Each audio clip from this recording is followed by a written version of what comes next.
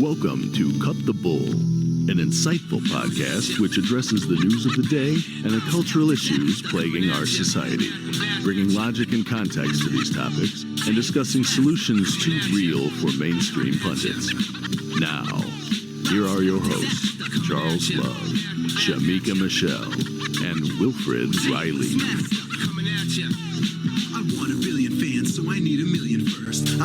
Hello and welcome to Cut the Bull. I am Charles Love alongside my co-host Shamika Michelle, and our guest this week is Glenn Loury, economics professor at Brown University, John Paulson Senior Fellow at the Manhattan Institute, host of The Glenn Show, and intellectual juggernaut. Glenn, welcome to the show. Thanks, Charles. Good to be with you. Hi, Shamika. I added that last title. There's a growing number of people who speak out against a lot of the things that we are facing here culturally, and not enough, but there's a growing number, but there's a few people in academia who do speak out against these things, and an even fewer number who are as vocal and passionate as Glenn is. So it's great to have him here and be able to pick his brain on some things. So it's a lot of things we can cover, of course. So I thought we'd narrow it down to four kind of general things. Telling the truth, no one cares, is everyone racist, and solutions, right? So as we start with telling the truth, I wanted to start with a clip. You have a clip of your shows that go out, the teasers that make people aware of what the topics are and make them want to watch the whole interview. And you and John McWhorter have these great back and forths. And there's one that's called, "What Are We Going to Do About Our Kids' Behavior?" Although no one will remember that name, because if you look it up on the internet, what you see is, I don't give a fuck whose fault it is. So, and every time I see you and I hear you speak with you, this always, on the 1776 calls, I'm always talking about how unfortunate to be able to hear your thoughts on a regular basis. You're always so passionate about it. But that rang a chord with me because no one wants to tell the truth. Everyone wants to argue on social media and everywhere else about these perceived problems, which don't really get to the root of the problem. It's the surface things. And you just cut through it and say, all these other factors may have brought us where we are today, but at the bottom line, we need to fix it. I don't care how we got here. Let's focus on what matters. And it doesn't seem to be what we're doing. So what is it about our kids' behavior that's a problem today? Well, thank you. Thank you for the introduction, the kind words and all that.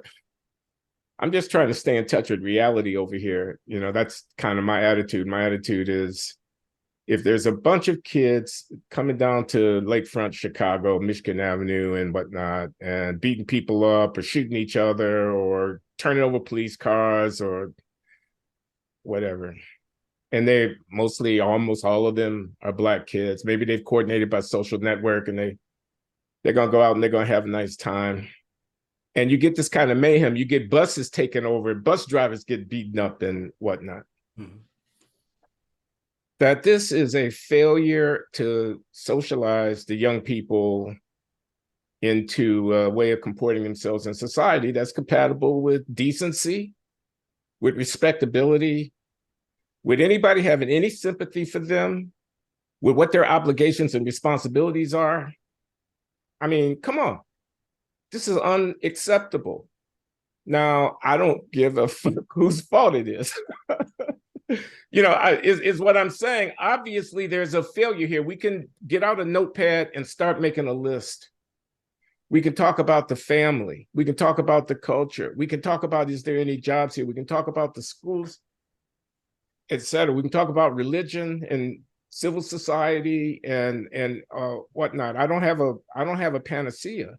Mm-hmm. But the idea that opportunity has fled these neighborhoods and that racist white people are responsible for these kids running wild up and down the street is to lose touch with reality, if that's the way you're going around looking at it and talking about it. So it's kind of like that. Yeah. And Shamika, we talk about this all the time. You keep it naked. And that is key. We always talk about how do we really, want to solve these problems? Do we want things to be better in these communities, in the country? Do we want to close the gap? They're always talking about a gap. The gap is there. We'll pull out stats shortly and tell you all the different reasons why we're there and how they're looking at the numbers the wrong way, whether it's racism fault or the individual's fault, but there's a gap. But the key is, do you want to close it? You cannot close it by focusing on this boogeyman or by just saying it's someone else's fault, right? So to Glenn's point, what is it that seems obvious to the four of us that everyone is missing in the behavior in Chicago, in the crime stats, in the education gap, right? In the large percentage of kids who can't read at grade level? Fixing that, doesn't that entail like you said, a focus on being rooted in reality and understanding that it's just simply a disconnect and a failure on our parts as adults in putting people in a position where they can succeed and calling it out and fixing the behavior? Right. And what we're missing is responsibility and accountability. You have to actually take some accountability when you see your child out here running amok and acting like an asshole. If you're a parent that doesn't want to actually be a parent and you want to just put your child in front of Facebook or YouTube or social media, then you aren't going to take any responsibility, and you are going to point the finger at the white man. It's everybody's fault but yours. I see single mamas talk all the time. Well, my child, the dad. Which, yes, we do understand that statistically dads make a difference in the house. But a lot of times these women won't take accountability that you're the reason that the father isn't there to start with, whether it was because you chose I'm trying not to say a bad word here. Because not the best choice in a man. Right. You chose somebody that wasn't worthy, or you actually ran him off. Women have to take accountability for the choices that they make. And I think as a society, we like blaming the white man for everything. It's just easier. And it goes back to when Booker T. Washington said, there's a certain group of people that don't want to see the Negro race get better, because that's where they make their money, pushing this oppression and pushing this division. And, so no, there are a lot of people that don't want us to get better, because if you did, you would sit down and you would look starting in your own house and then your surrounding community and say to yourself, what can I do differently? Me raising 3 girls, that was my main responsibility, coming up the last 27 years, my daughter is. And I had to make sure I was raising decent citizens, women who actually took responsibility and accountability for their own actions. And so when you have parents that are not willing to do that, they don't have any control over their own kids, and they don't have any type of good investment into the community. And so, no, you can't want change. If you don't start in your own home, you don't want change. Will, anything you want to add to that? Yeah, I mean, I think we're all probably going to agree on a lot of this, honestly. I mean, so I think one thing that was so important about Glenn's point is that very often when we see something like what we saw in Chicago, the excuses start even before the conversation starts, right? So everyone tries to blame the level above what we all just obviously saw. So, I mean, like, I'm from Chicago, and this has been going on for a while. And sometimes it's diverse, like the South Side Irish Parade gets down too, but it's usually Black people, people of African American skin tone. And you always hear these sort of comments like, well, there aren't enough recreational facilities in the hood and so on. Mm-hmm. And some of that may be true. Now, there's a counterpoint to that, I mean, for example, there was substantially less Black crime when racism was significantly worse. If you go back to the 1950s or 1960s, you just don't see a lot of these same issues with West African or West Indian immigrants.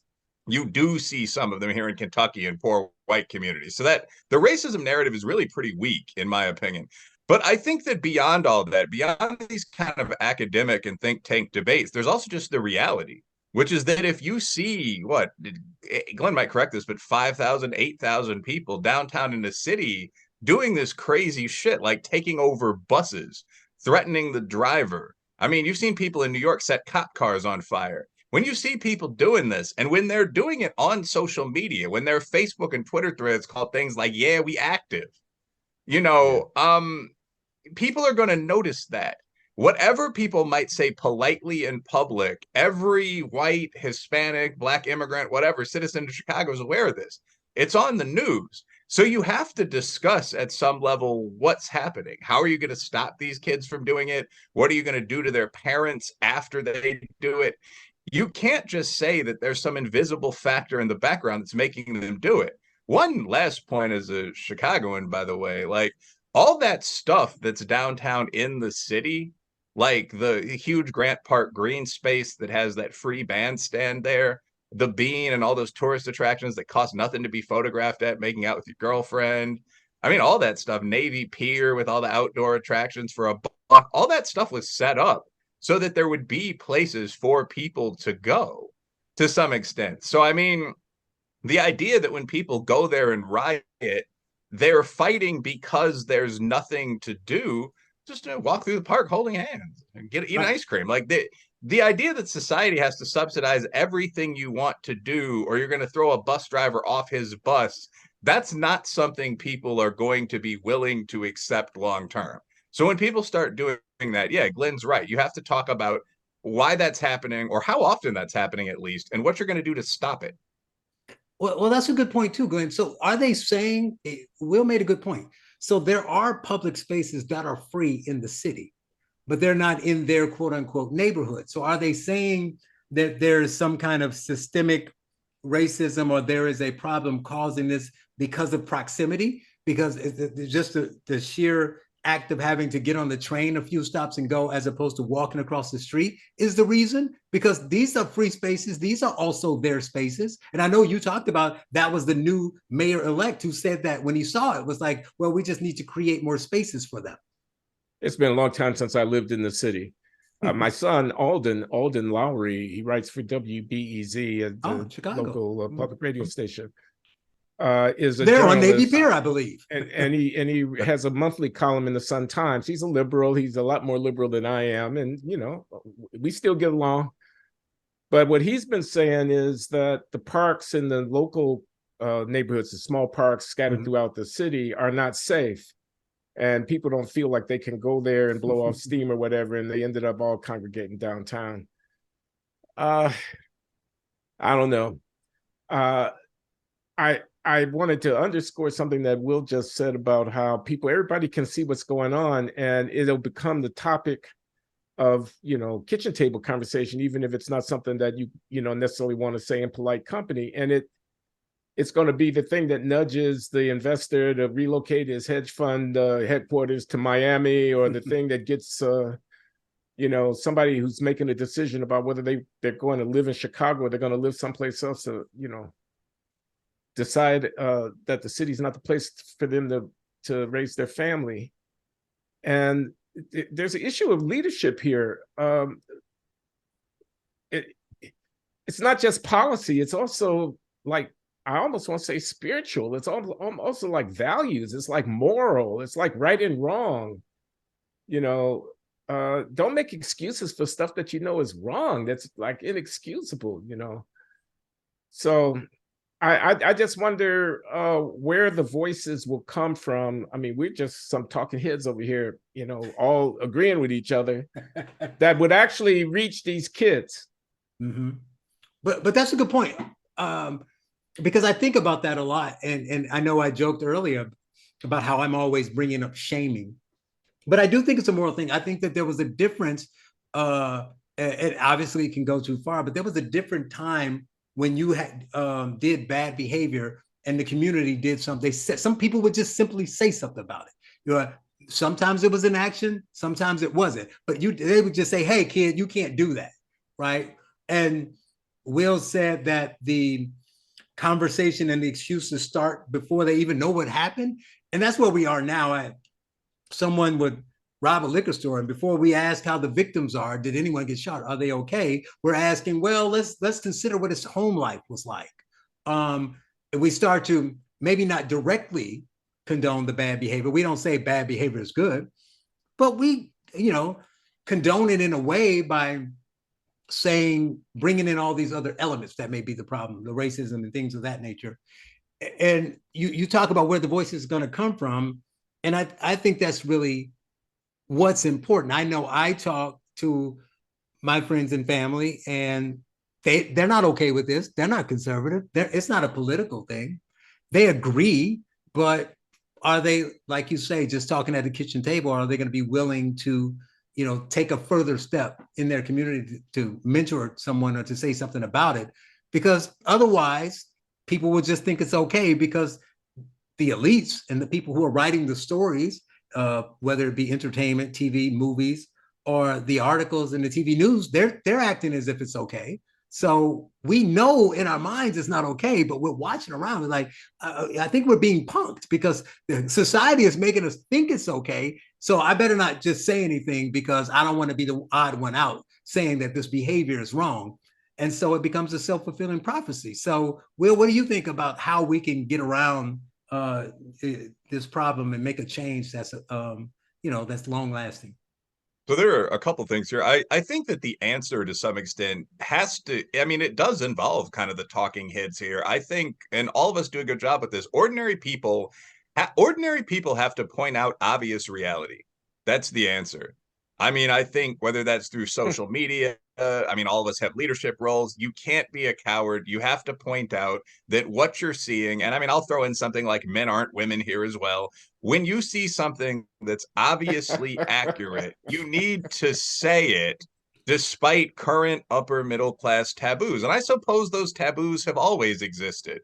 Not to be crude or funny, but I mean, through like 1900, women that reported they had orgasms were institutionalized, the crazy nymphos. But I mean, like in any society, the people that said, well, that seems nuts, I'm going to rebel against that, were very likely to be correct. So I'm gonna say two quick things here. First of all, like the black crime issue is something that we cannot logically minimize as people that live in cities. So all communities have problems. Like right now, and I'm not making up this statistic either before I get to ours, 46% of young left-leaning white women are clinically mentally ill, i.e., like diagnosed with a serious mental illness and prescribed drugs in the last 5 years by a psychologist. Now, I might think there's a lot of overprescription there, so on, but that's a real problem, and we can't ignore it. That's, no offense, Did crazy. you say middle class white women? Did you say middle class white women? No, just left-leaning young white women, like under left-leaning. 30, okay, left-leaning. under 30 class, but class not adjusted for, Glenn. I mean, it's just like half the spectrum, 46% diagnosed clinically mentally ill. So I mean, that's an astonishing statistic. That's not good. They run everything. Oh, I'm sorry. Yeah, that's really interesting when you think about it. Like the number of people, like, I mean, I'm thinking Admiral Rachel Levine here, that are in like mental health positions that are technically dealing with some issues themselves. Mm-hmm. But anyway, but I mean, it's the same thing. I don't just want to make fun of the whites, though. It's the same thing with us. Like black crime is at this same level. I mean, in New York City, for example, New York's about a third black or a third white, but maybe third black, 10% Asian. Last year, 97% of the shooting reports that went into the police involved a black or Hispanic shooter. And the majority of them, like 70%, were black. So when you look at crime data at that level, that's something that has to be dealt with, because numbers like that bleed over. Like if you're going to be targeting the shooters in New York, that's not going to be most black people. It's not going to be black taxpayers. But the 75 to 85% majority of the projects that you're going to be going to find these guys, where the drill music's coming from, where shooters that people can identify by name are coming from, those are going to be African-American areas. So this is something that needs to be publicly discussed, just like the other issues I mentioned in different communities. And this is something I wasn't going to bring up, but like I have Twitter open in the background, little social media open in the background. And like one of these incidents in Chicago is being discussed right now. Like there was another major brawl, like 80% black kids, 20% Hispanic kids. It happened like yesterday at Tenley Park Days. And so Arab Chicago, the page that's managed by a couple people I know, is talking about this. And these are like working class Arab American guys. These aren't sensitive suburbanites. But like these are some of the comments from the page. You got Hink at Hink Dad. I canceled my week long training event planned in Chicago and I moved it to Orlando. Bro, I'm not subjecting myself to that disaster or spending a dime there. Abe Froman, a Jewish American Chicago guy. People voted, I'm assuming, people voted for this repeatedly enough. Notice a pattern. Didn't we hear from Mayor Lightfoot that kids like these are just good kids with not a lot of opportunities? Ha, ha, ha. Yeah. Black Lives Matter. Is a black guy. Shake my head. A bunch of examples of trash people. And all these comments have dozens of likes, thousands of views. I mean, so people are very aware of what's going on, whether or not it's publicly discussed. I mean, this is, again, just a page for the Arab community in that city, thousands of followers. So there's no way to hide this. You have to tackle the problem head on. You have to deal with it, just like you have to deal with any other problem in any other community. Glenn, to what extent do you think racism plays a part in it? And I don't mean the fact that racism exists, obviously, or racism is a problem holding people back. I mean the fact that we can't see the potential pitfalls and causes for the problem if we're looking at it from a univariate view and saying racism is the end all, the Kendiism version of solving the problem. You want to fix the problem? Racism is the problem. So if we look at it that way, to what extent is that stopping us from solving the problem?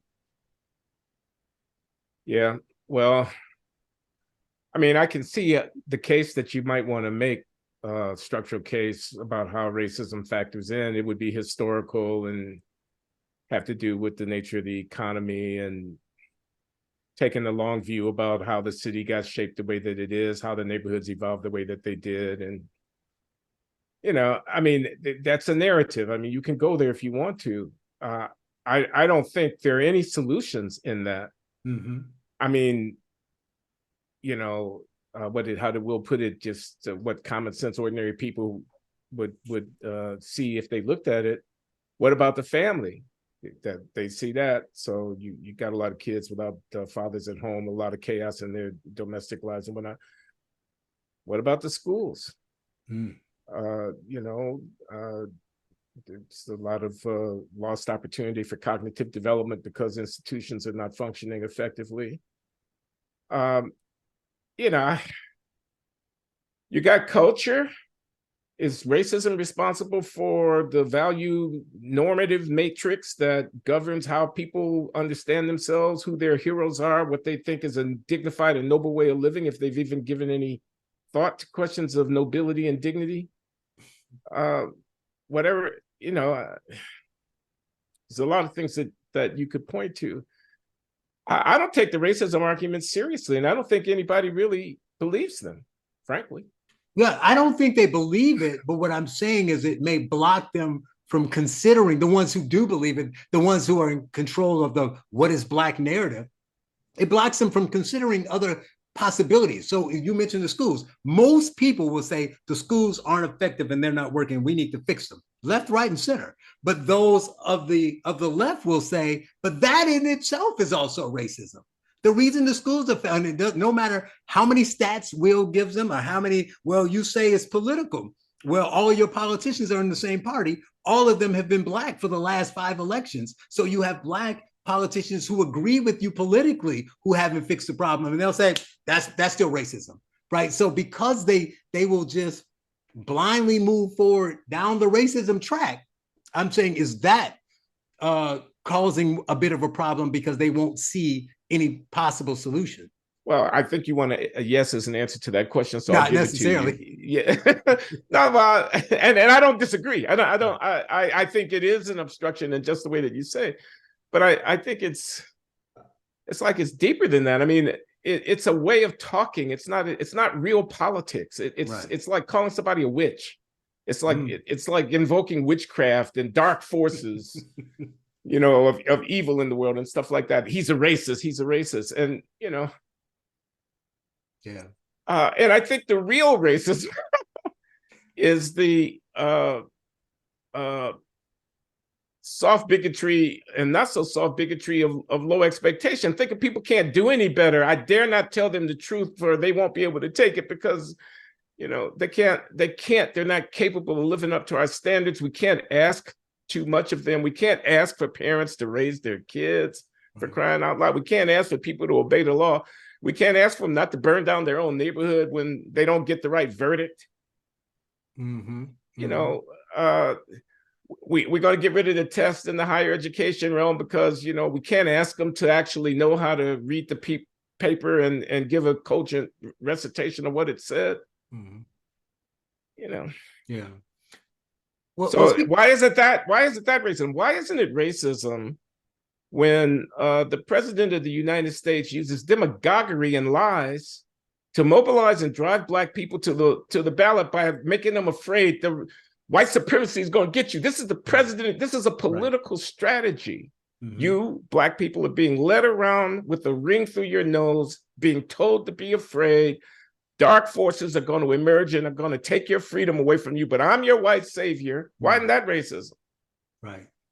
Oh, it definitely is. And speaking of the witch, they use that same and making everything fearful of racism and calling everyone a racist. Is everyone racist? I mentioned. You did a bit of, in your back and forth with John, a bit of a defense of Tucker, not saying that you defended everything he said, but the way he was framed. And then I sent you the piece I wrote today about DeSantis. So there again, they're just saying, I disagree with you, therefore you are a racist. And even if you are a racist, I don't know if somebody's racist or not, but even if they are, let's negate anything that they may say that may be right because they're racist. So what is it to that? I know, we talked to Tucker as well. And the thing about that, what struck me to the Tucker thing is that Fox was leaking these text messages. So my thought wasn't even about whether his comments were racist or not. I'm like, but they weren't intended for public consumption, right? People say all kinds of things in conversations when they're not being recorded. Why are we using that as a framework on somebody's, whole body of work and what their true belief is? Yeah, I agree about that. Again, it's trying to paint him as beyond the pale. He's a bad person. It's ad hominem, ad hominem argument, and rather than being like Will Riley and having all the data lined up and having a cogent theoretical framework, you just call him a name. That's a bad person over there. Don't believe anything he says. Mm-hmm. I mean, I'll say this about Tucker Carlson. He's very smart. Mm-hmm. Mm-hmm. And he is raising a lot of really interesting points that it, curiously enough, doesn't get raised most other places. So, I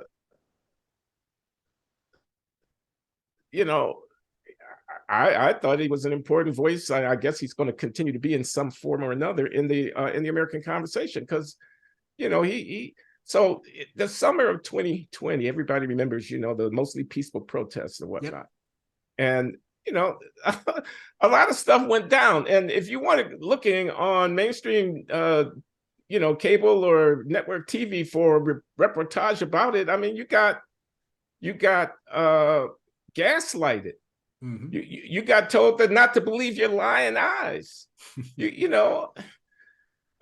So, and I don't think that the great bulk of the American people are that gullible. I mean, I think that they can see what is actually going on. Anyway, I'm rambling a little bit. We were talking about Tucker Carlson. I like Tucker. I didn't agree with everything that he said. I didn't watch every hour of every show, but I would tune in for the monologue, opening monologue from time to time, because he would typically be telling me, here is a man pretending to be a woman with breasts that fall down below his knees, conducting a reading session with school kids who are in the second grade. What's up with that?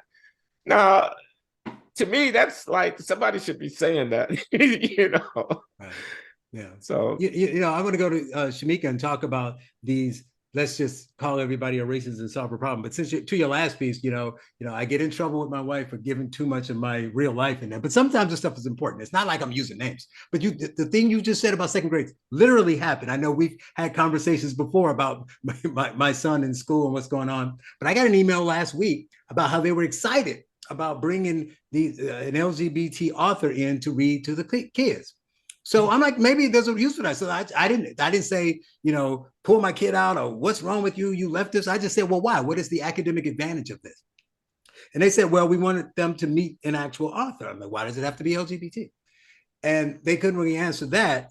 But the issue was, it's second grade, so 7 years old.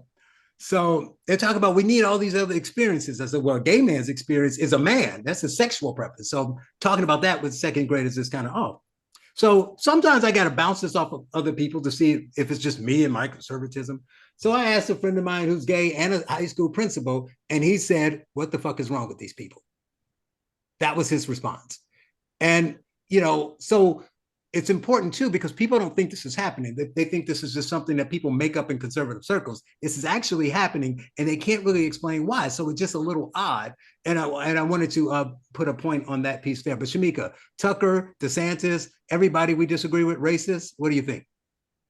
No, I don't. And I'm actually getting sick of it because these people that complain about white supremacy, they are the white supremacists. If you wake up every morning and you think that you can't go about your day without thinking about the white man, you actually are the one who thinks he's supreme. If you feel like you can't accomplish anything in life without the white man, you think that he's supreme. So this idea that everything is racist and we need to be worried about white supremacy is bullshit. Like, I don't mind speaking out, but what I have a hard time with is saying things like sugarcoating it, right? I really want to tell these people, stop lying.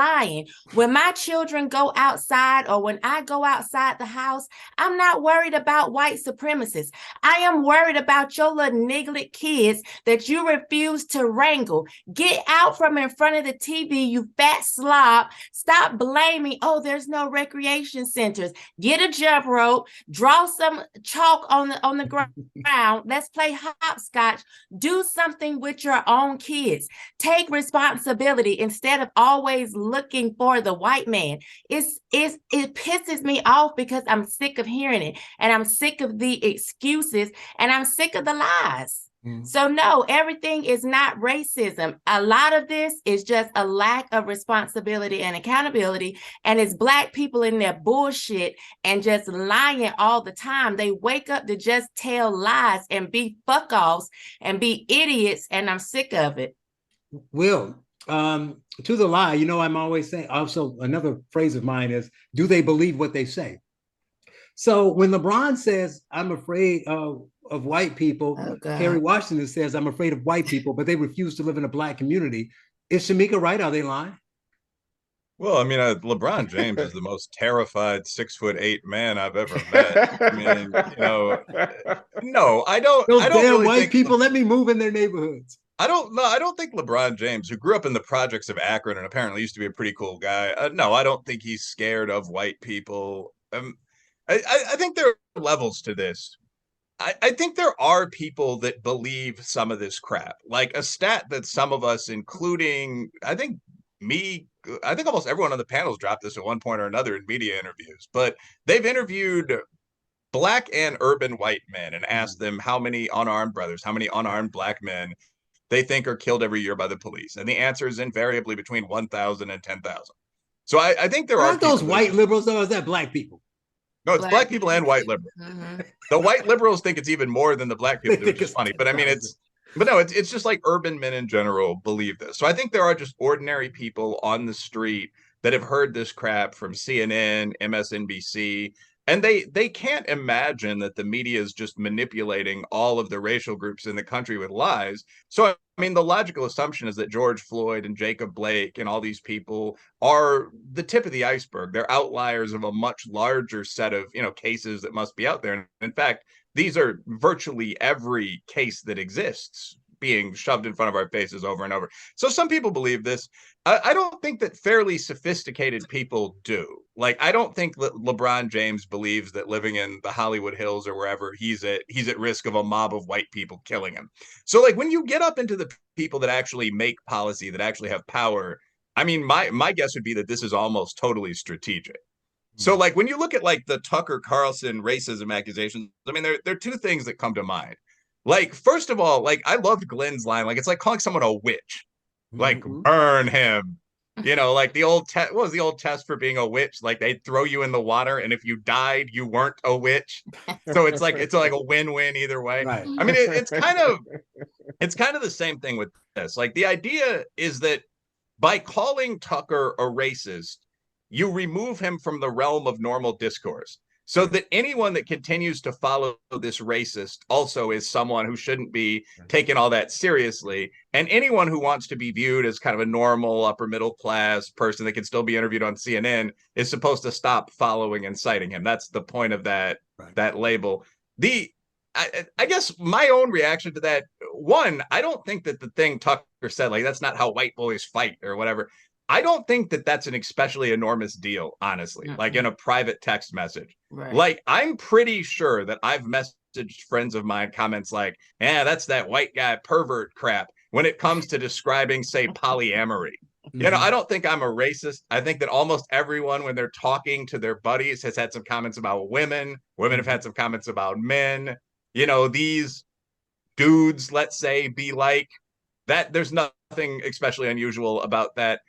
The main thing that I get out of the Tucker scandal is kind of like, this is the best they could find, sort of.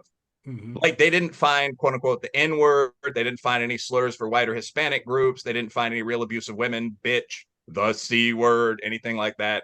They found him saying that like his boy's girlfriend was attractive after looking through. Yeah, they found, yeah, but like, you know, Fox looked through hundreds of hours of video. Like that's where those videos came from. So that's my first take.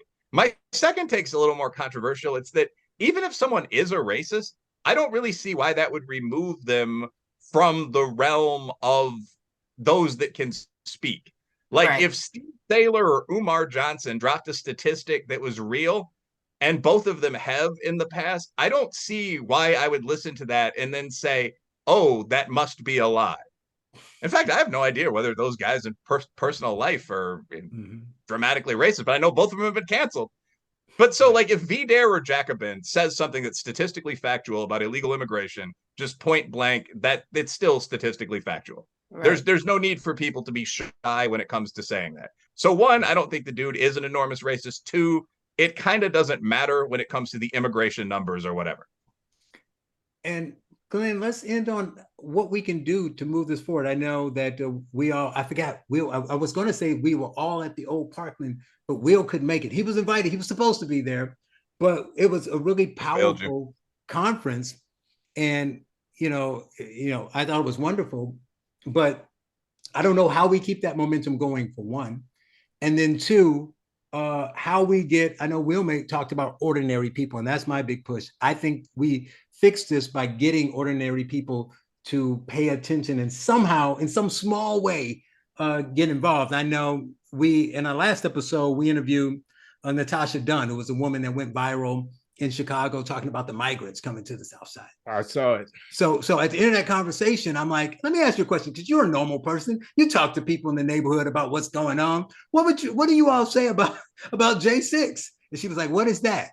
And then Shamika's like, January 6th, nobody talk about that. What do you say about the trans issue and how they're being marched? Like, nobody talks about that. You know, I asked my brother, it's like, Ukraine, they don't talk about this stuff. And, you know, that's why I joke on Twitter when people are debating about the girl, the bicycle Karen. I'm like, Twitter isn't real. The real world outside of Twitter, we're not debating these kind of issues. So as bad as this, the witch craft of calling people witches and calling everybody racist and the things and what we describe as woke is, the somewhat silver lining is a lot of the normal people that hasn't, you know, gotten to the point that they've been drawn into it yet, because unfortunately we all care about self-preservation, so we get involved when it hits us.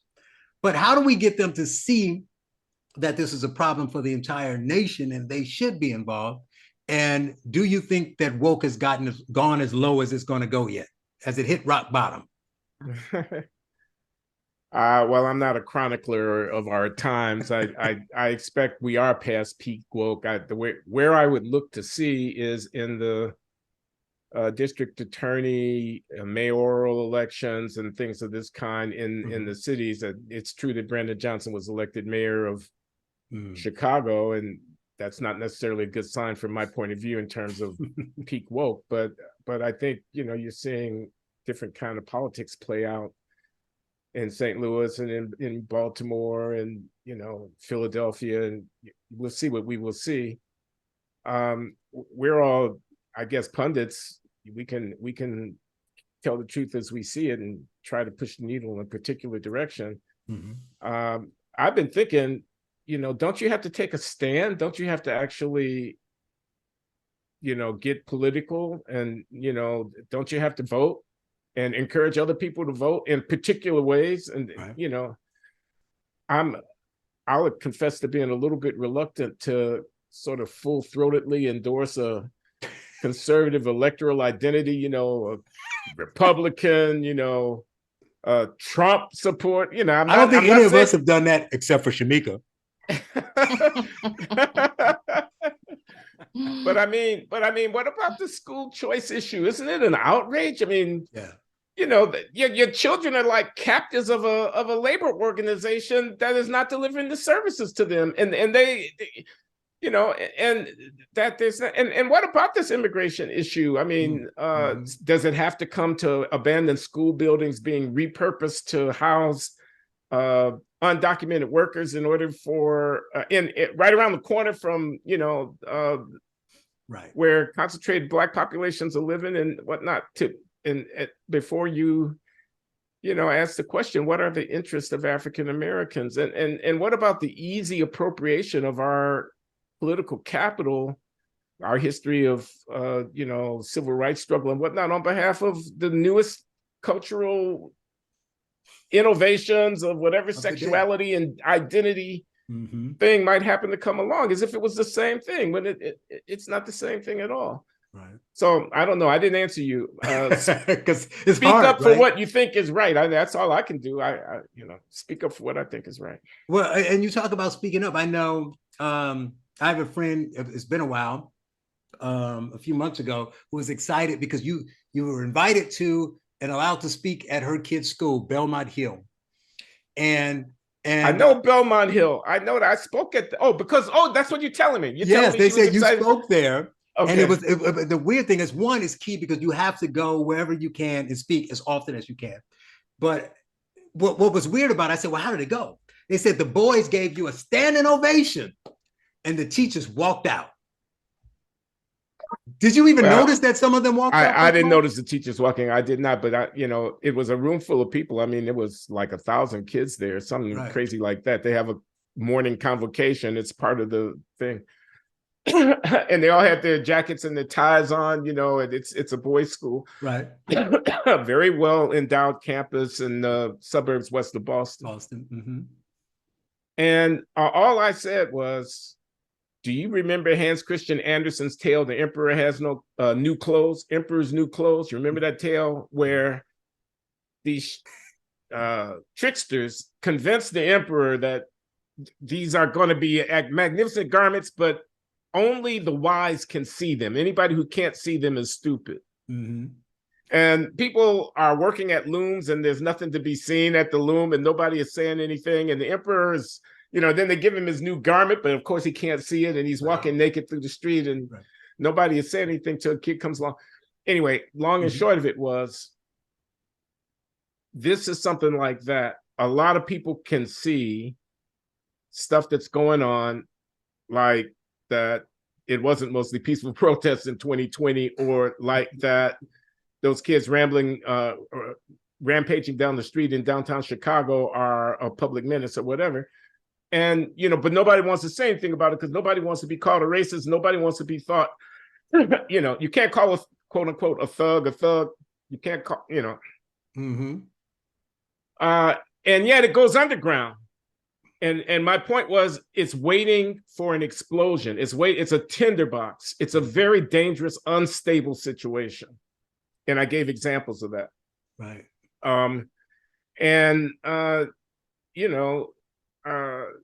I think just in describing the lack of coherence and credulity of the popular narrative, I said, nobody believes that 70% of Black babies being born to a woman without a husband is a good thing. Nobody thinks that's okay. Nobody thinks it's due to structural racism. I said nobody thinks that the test score gap between the Asian kids and the minority Black and Hispanic kids is a function of structural racism. Everybody knows that the result of the effort and self-application and study and discipline and parental guidance and whatnot, that difference between those two communities is largely implicated in the difference of these outcomes. Things like that. I said, you want to talk about race and police killings?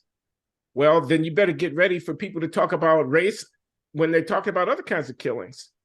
What about this guy who drove that SUV into that Christmas parade in Waukesha, Wisconsin, who was a Black guy? Did you see the trial? Everybody saw the trial. You know, you want to do race when you get down to law and order, and you better watch out, because there's a lot of ammunition on the other side of the ideological spectrum that could be used against Black people. I would prefer to talk about it in terms of law and order, safety. People break the law, they have to be dealt with, not in terms of the race of the people that was involved. So that was the kind of thing I was saying. I guess I got some of the teachers upset. Excuse me. Right. Shamika, any last thing for Glenn before we part? Well, I would like to say that you all tossed around the word witch a lot, and as the only female on the panel, I felt attacked. That's funny, Shamika. Well, Glenn owes you an apology. He started. I'm sorry. Will? I mostly use the term witch and anything it rhymes with to describe other men, honestly. But no, I don't really have any. I don't have any last lines for Glenn other than thanks for coming on. Right. Well, Glenn, it's been great. I'm looking forward to the memoir. Hopefully, you will come back when it's actually a book, and we can talk about that and talk again. Yeah, we're about 9 months from when the publicity for the book is. It's a spring 2024 book, and I'll be promoting it starting after the first of the year. All right. Well, check out the Glenn Show. He's Glenn Loury, economics professor at Brown University, 1776 Unites, Manhattan Institute. You can find him everywhere. I could spend as much time as we talk going through his bona fides, but it's been great talking with you. Thank you for joining us. My pleasure. You guys take care. To say, God bless the US of A, land of the free and a home of the brave. God get all of the praise. I got a country to save, cause I'm Patriot J and I'm saving a day.